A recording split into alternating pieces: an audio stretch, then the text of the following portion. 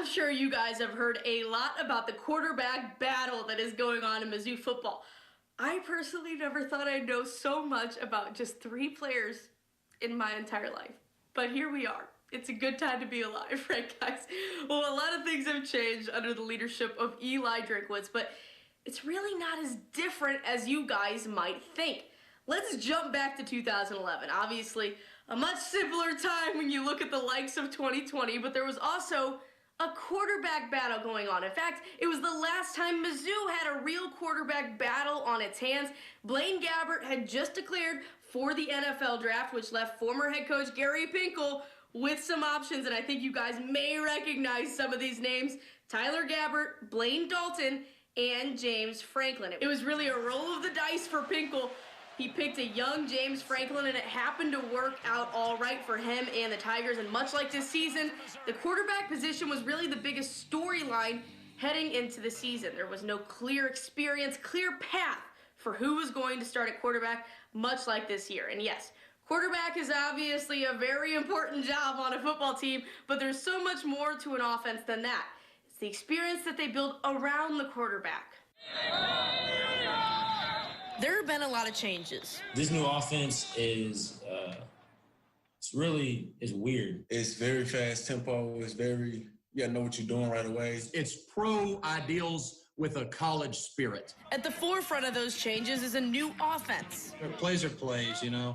Players make plays work, and we have to go out there and execute regardless of what the play is or what it's called or who calls it or whatever. Due to COVID-19, there's a shorter timeline to get those plays installed, especially with a tough customer on week 1. Mizzou's worried about Mizzou right now. Mizzou's got plenty of issues to fix that we've got to work on. And, you know, if we start focusing on week 1 opponent right now, you know, we're going to miss laying the foundation and improving. But what really is the foundation of this offense that Coach Drink is trying to lay? Well, if we've learned one thing, is that DRINKWITZ is going to build this offense around its strengths. Coach Drink is really good with his offense about putting guys in the best situations to win their matchups. The Tigers definitely have a history of strength at the quarterback position.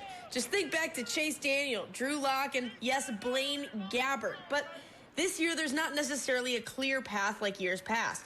It's a battle. If you really look at this, you have 3 strong possibilities. Taylor Powell, who just made his first career start last season. Connor Bazelak, who's recovering from that knee injury against Arkansas last year. And Sean Robinson, the TCU transfer with all the experience. But if you're hoping to find out anytime soon who's going to be behind center, think again. I ain't announcing it. So don't worry about it. Week 1, you know, that we ain't telling nobody. And everybody's going to have to guess, and it's going to be used as an advantage for us. DRINKWITZ says this offense is going to be quarterback-driven, but when you're building around strength, you have to look at the running back duo. So we just complement each other real well.